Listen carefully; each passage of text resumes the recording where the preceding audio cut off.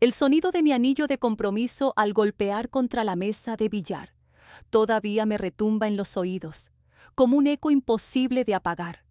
Nunca olvidaré ese instante. No debía estar allí, en la taberna El Puerto Viejo, un martes cualquiera de octubre en Sevilla. Mi turno en el Hospital Virgen del Rocío debía terminar a las 11 de la noche, pero aquel día la vida me empujó en otra dirección. La muerte de la señora Reina en urgencias fue un golpe duro. El doctor Cortés me miró a los ojos y me dijo: «Vete a casa, Nina, descansa». Yo, ingenua de mí, pensé que podría transformar la tristeza en sorpresa, que quizá, si llegaba antes, podría llevar a Santino a cenar algo tardío y charlar sobre el cortijo que habíamos visitado el fin de semana para la boda. Tenía 28 años y me creía la mujer más afortunada de Andalucía, una enfermera con futuro brillante y el hombre más deseado de la playa de Matalascañas como prometido. Santino, casi 1,90 m, rubio de sol y ojos azul océano, de esos que te obligan a bajar la mirada. Nos conocimos 2 veranos atrás, en un torneo de vóley playa en Cádiz. Yo intentaba olvidarme de los exámenes finales de la escuela de enfermería, y él, bronceado, riendo entre amigos, parecía sacado de un anuncio. Una pelota se desvió y aterrizó sobre nuestra manta. Él corrió a recogerla. «Perdón, ¿les invito a unas copas para compensar?», preguntó con su español medio torcido, suficiente para derretir mi corazón. Una copa se convirtió en cena, la cena en un paseo hasta el amanecer. En Navidad ya vivíamos juntos en un ático pequeño a 3 calles del río Guadalquivir. El octubre siguiente, de rodillas, con el anillo de esmeraldas heredado de su abuela, me pidió matrimonio en plena feria de Sevilla, delante de amigos, vecinos y desconocidos, que aplaudían como si fuéramos personajes de una película romántica. La enfermera que salva vidas y el socorrista que vigila el mar. Así nos llamaron en el diario de Sevilla, cuando publicaron nuestro compromiso. Yo me lo creí todo. Por eso, esa noche, mientras aparcaba mi coche frente a El Puerto Viejo, ya sonreí al ver el jeep destartalado de Santino bajo una farola rota. Ese bar era su refugio, el sitio de los surfistas y socorristas, que bajaban los fines de semana a la costa. Madera vieja, olor a sal y cerveza, y risas que siempre terminaban en historias exageradas. Yo estaba rebuscando mis llaves en el bolso, cuando algo me obligó a mirar por la ventana. Y lo vi. Mi prometido, pegado a una mesa de billar en la esquina, pero no jugando con los amigos como me había dicho. Estaba atrapado entre las piernas de una morena, que lo besaba con una desesperación que me hizo sentir náuseas. Él correspondía como si su vida dependiera de ello, sus manos recorriendo cada rincón prohibido, la pulsera de cuero que yo misma le había regalado, brillando bajo las luces de neón. Se me heló la sangre. El tiempo se detuvo. El hombre con el que iba a casarme en 8 meses acababa de destruir, en un segundo, todo lo que habíamos construido. Pero lo peor no fue verlos. Lo peor fue cómo se movían juntos, con una familiaridad dolorosa, como si aquella no fuera la primera vez, como si aquello llevara tiempo ocurriendo a mis espaldas. Me temblaban tanto las manos que casi dejé caer las llaves. Y entonces, la mujer giró la cabeza, riéndose entre besos, y la reconocí. Antonio, la instructora de yoga del gimnasio Alma Zen de Triana. La misma Antonio con la que Santino y yo llevábamos meses asistiendo a clases para parejas todos los jueves. En ese momento, entendí que la traición no era un accidente. Era un secreto cuidadosamente escondido en mi propia rutina, en los lugares donde yo me sentía segura. La misma mujer que me abrazaba cada jueves al entrar en clase de yoga, con esa sonrisa blanca y deslumbrante que parecía sincera. «Nina, estás radiante, chica. Tu hombre es un afortunado», decía como quien comparte la felicidad de una amiga. Cada vez que me preguntaba por los planes de boda, sus ojos brillaban con un entusiasmo que yo confundí con cariño. Ahora entendía la verdad. No era emoción, Era burla disfrazada de complicidad. Mientras yo trabajaba turnos dobles en el hospital, confiando en Santino, ella se metía en mi vida como si nada. Había estado acostándose con mi prometido todo este tiempo. Me quedé congelada frente a la ventana. Minutos que parecieron horas, observando una película que ojalá pudiera apagar. Otros clientes también miraban hacia esa esquina. Algunos reían con complicidad, otros giraban la vista, incómodos. Entonces me golpeó la duda más cruel. ¿Cuántos sabían ya la verdad? ¿Cuántos amigos habían guardado silencio mientras yo me rompía el alma, planeando un futuro que ya no existía? Sentí un nudo en el pecho, como si el aire de Sevilla se hubiera convertido en acero que apretaba mis pulmones. El anillo de compromiso, esa esmeralda vintage de la abuela de Santino, que me había prometido un hogar, de repente pesaba como una cadena en mi dedo. Y lo supe. Supe exactamente lo que debía hacer. Fui hasta mi coche, abrí la guantera y saqué la pequeña caja de terciopelo, la misma donde guardaba el anillo durante las guardias de 12 horas en urgencias. Recordé cómo él me decía siempre lo mucho que significaba para él que llevara ese anillo, cómo su madre lloró de alegría al verme con él, cómo su familia me abrazó como a una hija, y cómo probablemente todos, absolutamente todos, ya sabían lo de Antonio. Apreté la caja en mi mano como si fuera un arma. El aire fresco de octubre me golpeó la cara cuando avancé hacia la puerta del bar. El pomo de latón estaba helado bajo mi palma, pero no tanto como el hielo que me recorría las venas. Empujé la puerta.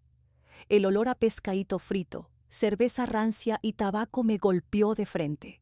El local bullía con la clientela habitual de los martes. Pescadores jubilados que discutían de fútbol, universitarios jugando a los dardos y el corrillo de surfistas, que siempre se adueñaba de la barra. Al principio nadie me prestó atención. ¿Por qué iban a hacerlo? Solo era Nina, la enfermera con bata arrugada y ojeras, recién salida de 12 horas de vida y muerte. Pero yo ya no estaba cansada. Estaba más despierta que nunca. Me abrí paso entre mesas desiguales, esquivando vasos vacíos y sillas cojas, mientras la gramola soltaba una vieja rumba de desamor y copas perdidas. Una ironía tan cruel que parecía elegida por el destino. Mis pasos eran firmes, pero cada latido me rugía en los oídos. Cuando llegué a la esquina trasera, la visión me desgarró aún más. Antonio tenía las piernas enroscadas alrededor de Santino, sus uñas pintadas en un rosa coral, sí, del color de su propio nombre, rascándole la espalda mientras desabrochaba la camisa que yo misma le había regalado por Navidad, la que él decía que era su favorita, porque olía a mi perfume. Las manos de Santino se hundían en el cabello oscuro y brillante de ella, tan perfecto, tan opuesto a mis ondas siempre recogidas con prisas. Antonio era todo lo que yo no, exótica donde yo era sencilla, ligera donde yo era responsable. El tipo de mujer que convertía una postura imposible de yoga en un espectáculo, mientras yo apenas lograba tocarme las puntas de los pies. Y entonces, como si todo el bar hubiera conspirado contra mí, una voz retumbó desde la barra. «¡Buscad una habitación, vosotros dos!». Un coro de risas siguió al comentario, y el aire se llenó de carcajadas groseras que clavaron la traición aún más hondo. En ese preciso instante, comprendí que ya no había vuelta atrás. Fue entonces cuando reparé en los otros surfistas sentados en la mesa alta cercana. Manuel, el mejor amigo de Santino y supuesto padrino de boda. Luis, el mismo que nos ayudó a cargar muebles cuando nos mudamos al piso junto al Guadalquivir. Jake, que apenas el sábado anterior me había preguntado con entusiasmo por los detalles de mis damas de honor. Allí estaban, con sus cervezas en la mano, observando la escena como si fuera un espectáculo barato. No eran ajenos al engaño. Eran el público silencioso. Manuel fue el primero en descubrirme. Su rostro se puso blanco como una sábana y casi se atraganta con la cerveza. Le dio un codazo a Luis, que empezó a toser de inmediato. Jake, al darse cuenta, se removió inquieto en el asiento. En cuestión de segundos, Los tres me miraban con la misma cara, la de quien acaba de ver a un fantasma, pero ninguno de ellos abrió la boca. Nadie tuvo el valor de parar aquello, ni de fingir vergüenza. La realidad me golpeó con brutalidad. Esto no era nuevo para nadie. Era solo otra noche de martes en el Puerto Viejo, el lugar donde todos sabían que Santino me engañaba, menos yo. Recordé todas las veces que Manuel me había preguntado cómo iban los preparativos, con esa sonrisa falsa. Todas las veces que le había dado palmadas en la espalda a Santino, llamándolo afortunado, sabiendo de sobra de qué suerte hablaba. En ese momento, sentí una vibración en el bolsillo, mi teléfono, un mensaje de Santino, enviado hacía apenas 3 minutos. Esta noche me toca quedarme trabajando hasta tarde, cariño. No me esperes despierta. Te quiero. Lo leí una vez, 2 veces, y me dieron ganas de reír. La audacia era insoportable. El descaro de escribirme eso mientras tenía la lengua en la garganta de otra mujer. Levanté la vista. Allí seguían, pegados en la mesa de billar como si nada. Antonio ya le había abierto la camisa del todo. Sus manos acariciaban el pecho en el que yo había dormido tantas veces, ese refugio en el que había trazado planes de boda y sueños de futuro. El mismo pecho que ahora le pertenecía a otra. Fue entonces cuando Antonio abrió los ojos y me vio.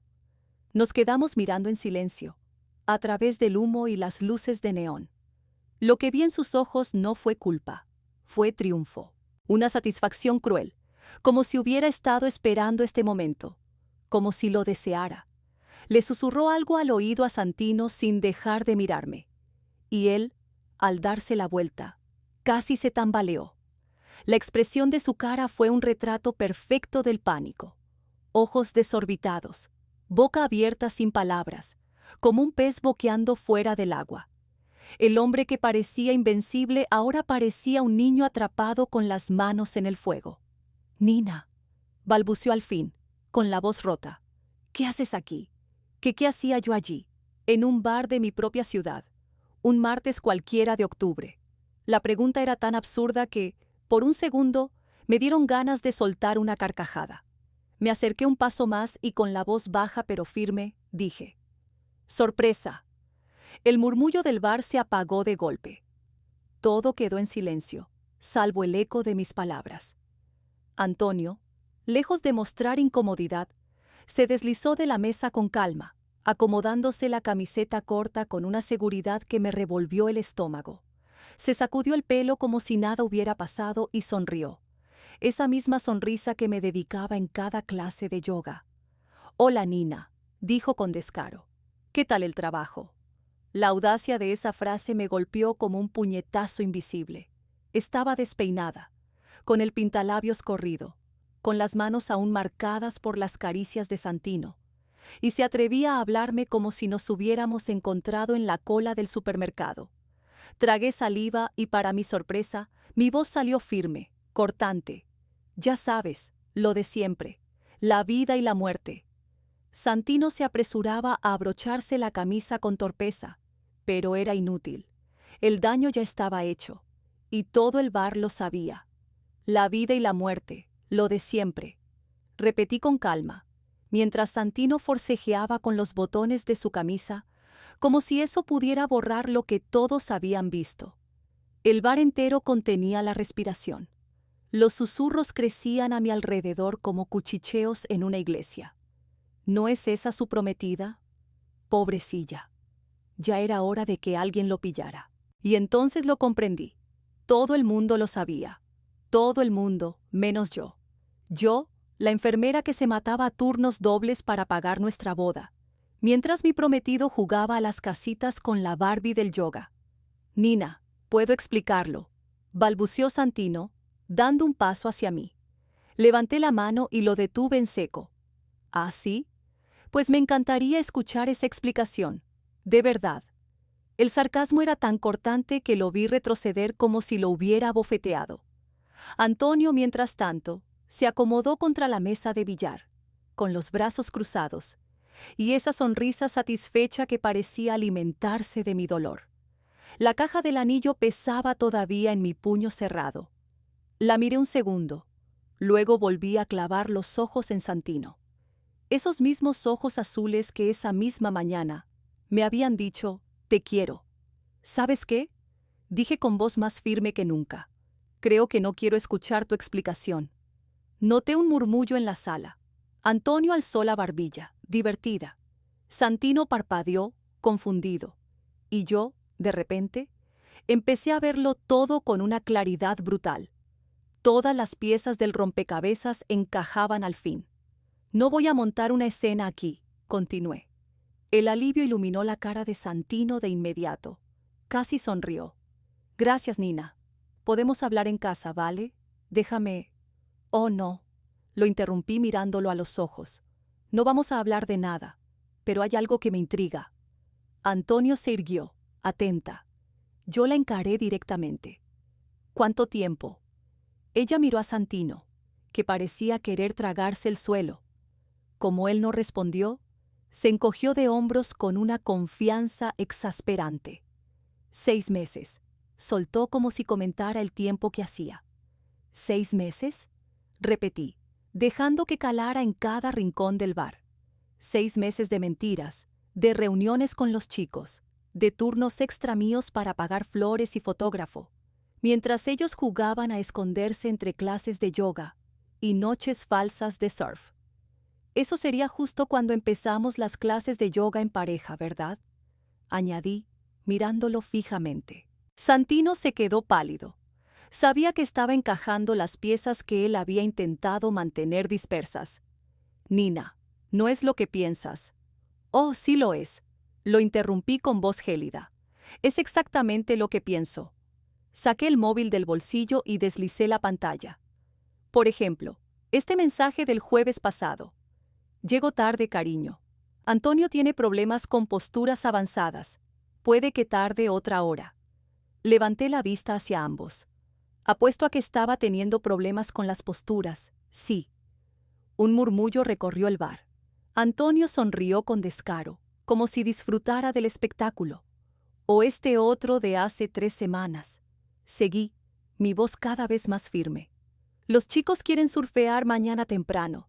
Me quedaré en casa de Manuel esta noche para no despertarte. Me giré lentamente hacia Manuel, sentado a pocos metros, rígido, con cara de querer desaparecer bajo la mesa. La sala quedó en silencio.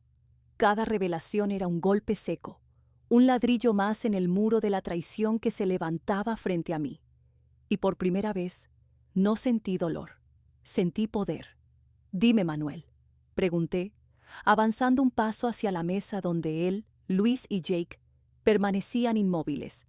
¿Se quedó Santino en tu casa esa noche? Manuel abrió la boca, luego la cerró y bajó la mirada hacia su cerveza.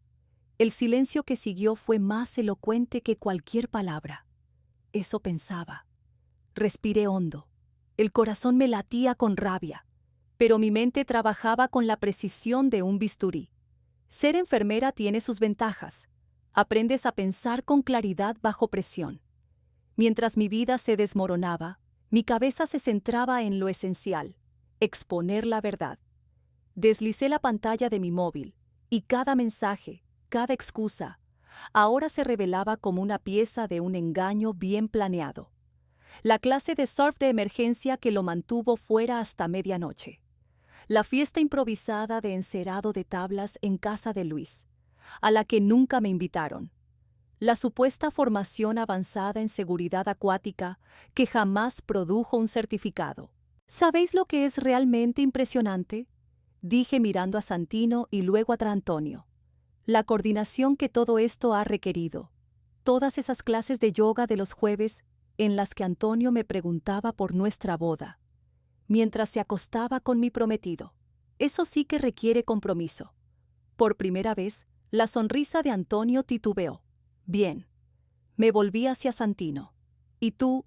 La manera en que volvías a casa después de esas reuniones, y me contabas con lujo de detalles cómo habían estado las olas, qué habían dicho los chicos. Eres un narrador nato. Nina, por favor. Intentó empezar, pero lo corté levantando la mano. No he terminado. El bar entero nos observaba. El silencio era tan denso que se podía cortar. Tengo curiosidad por otra cosa, añadí, dejando que mi mirada recorriera la sala. ¿Cuántos de aquí lo sabíais? Manuel se removió en su silla. Luis y Jake clavaban los ojos en la mesa. Al fin, Luis murmuró: Nina, no era asunto nuestro. Sonreí, pero mi sonrisa estaba vacía. Exacto, no era asunto vuestro, pero sí era asunto mío. Y callar cuando sabíais lo que estaba pasando os convierte en cómplices. Giré la cabeza hacia la barra. ¿Y tú, camarero? Pregunté señalando al hombre mayor que llevaba sirviendo copas allí desde antes de que yo terminara la secundaria. Seguro que los has visto antes. El camarero bajó la vista, sin atreverse a responder. Maravilloso. Así que soy la única en toda Sevilla que no lo sabía. Qué bonita comunidad. Concluí, dejando que la ironía empapara cada palabra. Mi teléfono vibró en la mano. Otro mensaje de Santino.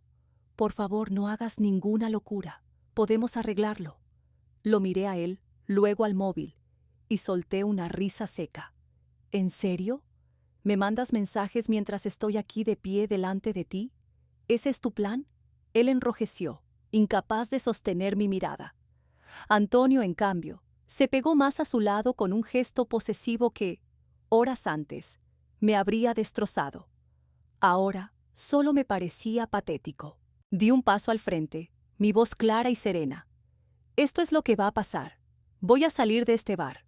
Voy a ir a tu casa, Santino, y voy a recoger mis cosas.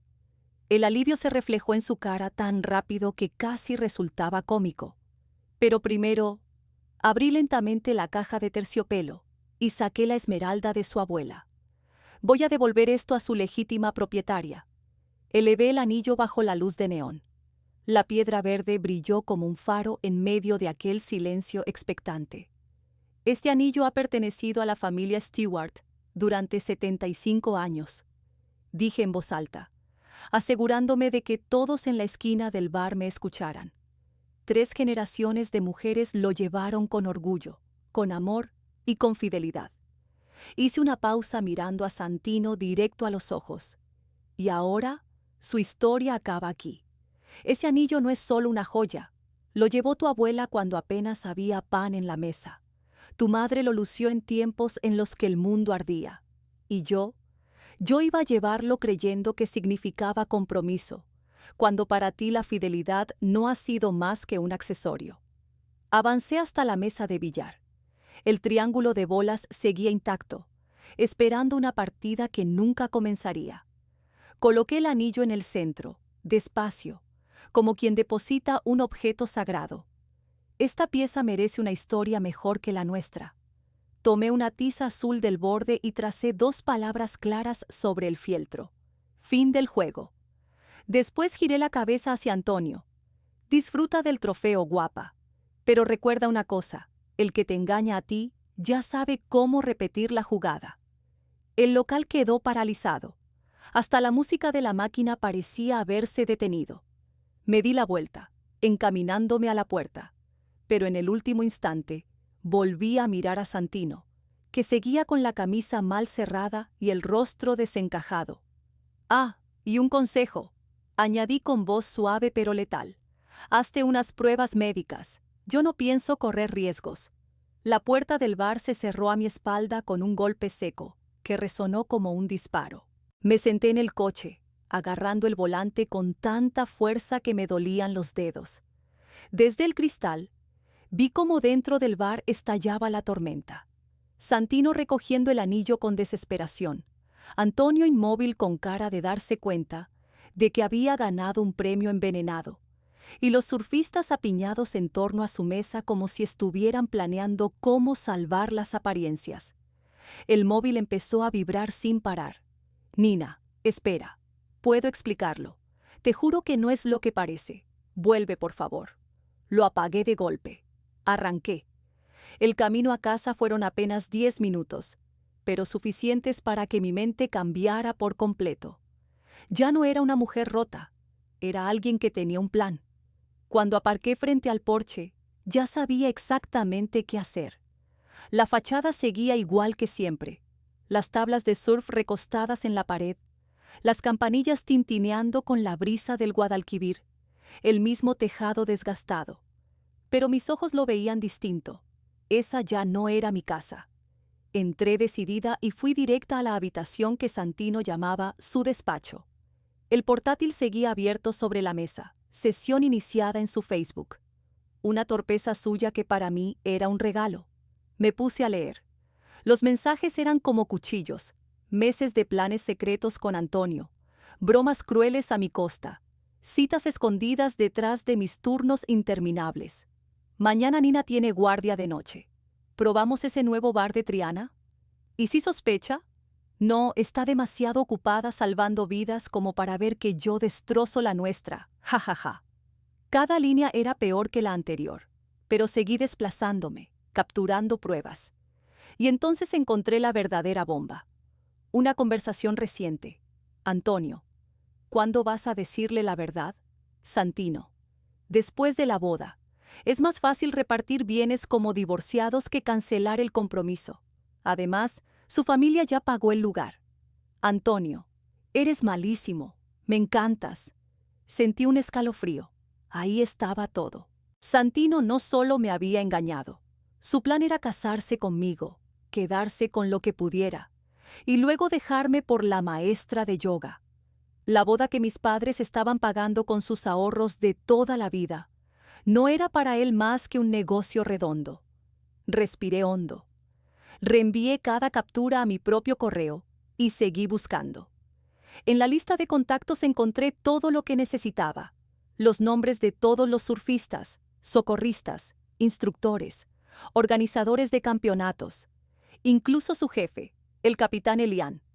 Un entramado entero. Y yo tenía en mis manos la dinamita que podía hacerlo volar por los aires. No me limité a las pruebas guardadas en su ordenador. Fui más allá. Abrí el perfil de Instagram de Antonio. Estaba en todas partes. Fotos con sus alumnas, promociones del estudio de yoga, etiquetas de clientes y colaboraciones con influencers de fitness. Un escaparate perfecto. Redacté un mensaje breve, sin adornos. Soy Nina, la prometida de Santino. Esta noche he descubierto que mantenía una relación con Antonio desde hace medio año. Cancelaré la boda y quería que lo supierais por mí, ya que, al parecer, todo el mundo en Sevilla lo sabía menos yo. Gracias por vuestra comprensión en este momento. Adjunté las capturas de pantalla más contundentes y lo envié a todos los contactos de ambas listas. Luego marqué el número de mi hermana, en Cádiz. Nina, son casi las 12. ¿Qué ocurre? ¿Puedo quedarme contigo un tiempo? Mi voz se quebró por primera vez. Por supuesto, vente ya. No hubo más que decir. Tardé 40 minutos en empaquetar lo esencial. Algo de ropa, mis manuales de enfermería, las joyas que realmente eran mías, y los álbumes de fotos de antes de Santino. El resto, muebles, electrodomésticos, la decoración playera que él tanto presumía, podía quedarse allí. Cuando cargaba la última maleta en el maletero, el todoterreno de Santino entró derrapando en la entrada, lanzando grava por los aires. Saltó del coche con la camisa mal abrochada y la cara desencajada. Nina, gracias a Dios que aún estás aquí. Tenemos que hablar. No, dije cerrando el maletero. No hay nada que hablar. Por favor, déjame explicarlo. No tenía por qué terminar así. Me giré. Lo miré de una forma que lo obligó a retroceder un paso. Ah, ¿no? ¿Ibas a esperar hasta después de la boda para contármelo? ¿Después de que mis padres se dejaran sus ahorros para tu gran jugada? La sangre se le escurrió del rostro. ¿Has visto los mensajes? Los he visto todos. Lo interrumpí. Igual que los ha visto media ciudad. Como si mis palabras hubieran invocado al destino, su móvil vibró sin parar. Vi cómo la pantalla se iluminaba y el color desaparecía de su cara al leer las notificaciones. Nina, no. No puedes hacer esto. Me arruinarás. Te equivocas. Tú ya te arruinaste solo. Yo solo me aseguré de que nadie lo pudiera ocultar más. Encendí mi teléfono de nuevo. Decenas de respuestas llegaban. Mensajes de apoyo de amistades antiguas. indignación de mis compañeras de hospital, y entre ellos, algo inesperado. Un mensaje del capitán Elian, jefe del equipo de rescate marítimo. Señora Wells, lamento mucho esta situación. Le aseguro que este tipo de conducta no representa los valores de nuestro cuerpo. Revisaremos de inmediato el estado laboral del señor Stewart. Le mostré el texto a Santino. No pueden despedirme por esto, balbuceó pero sin fuerza. Claro que sí. ¿Recuerdas la cláusula de conducta moral de tu contrato? Yo misma te la expliqué cuando firmaste. Saboreé la ironía. La misma norma que yo le había ayudado a entender era ahora la que lo hundía. Mi móvil volvió a vibrar. Esta vez era un correo de Manuela Chen, la dueña del gimnasio donde trabajaba Antonio. Nina, estoy horrorizada por lo ocurrido. Antonio ha sido despedida con efecto inmediato. La conducta profesional es innegociable. Espero que encuentres paz en este momento tan duro. Le enseñé también ese mensaje a Santino. Ya ves, Antonio ha perdido su trabajo.